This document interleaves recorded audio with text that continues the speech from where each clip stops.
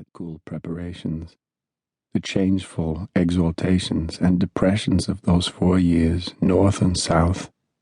the convulsive memories, let but a word, a broken sentence serve to recall them. The clues already quite vanished, like some old dream, and yet the list significant enough to soldiers, the scrawled, worn slips of paper that came up by bushels from the southern prisons, Salisbury or Andersonville, by the hands of exchanged prisoners, the clank of crutches on the pavements or floors of Washington, or up and down the stairs of the paymaster's offices, the grand review of homebound veterans at the close of the war, cheerily marching day after day by the president's house, one brigade succeeding another until it seemed as if they would never end. The strange squads of southern deserters, escapees I called them. That little genre group, unwrecked amid the mighty whirl, I remember passing in a hospital corner, of a dying Irish boy, a Catholic priest, and an improvised altar. 4 years compressing centuries of native passion, first-class pictures, tempests of life and death, an inexhaustible mine for the histories, drama, romance, and even philosophy of centuries to come. Indeed, the vertebra of poetry and art, of personal character too, for all future America, far more grand, in my opinion,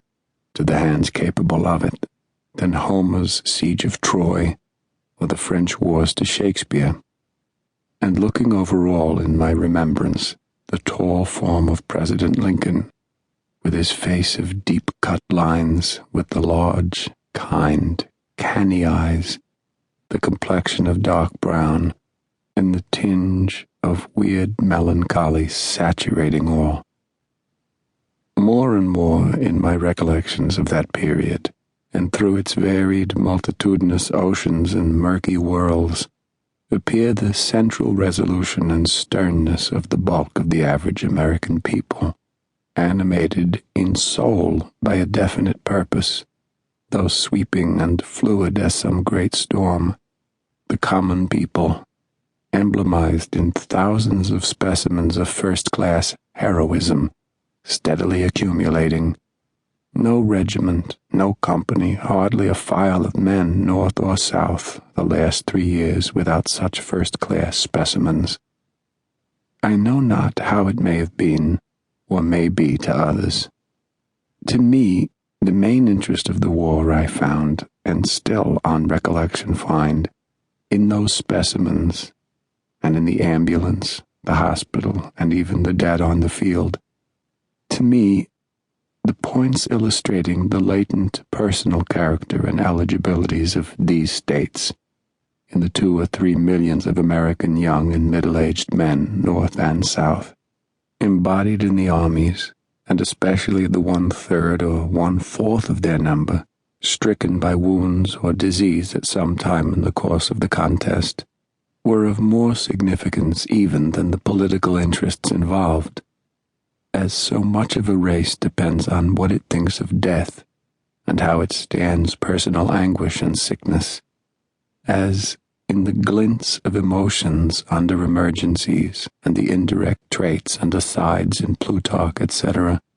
we get far profounder clues to the antique world than all its more formal history. Future years will never know the seething hell and the black infernal background of countless minor scenes and interiors, not the few great battles of the Secession War, and it is best they should not. In the mushy influences of current times, the fervid atmosphere and typical events of those years are in danger of being totally forgotten. I have at night watched by the side of a sick man in the hospital, one who could not live many hours. I have seen his eyes flash and burn as he recurred to the cruelties on his surrendered brother and mutilations of the corpse afterward. Note in the following pages the incident at Upperville. The 17 killed, as in the description, were left there on the ground.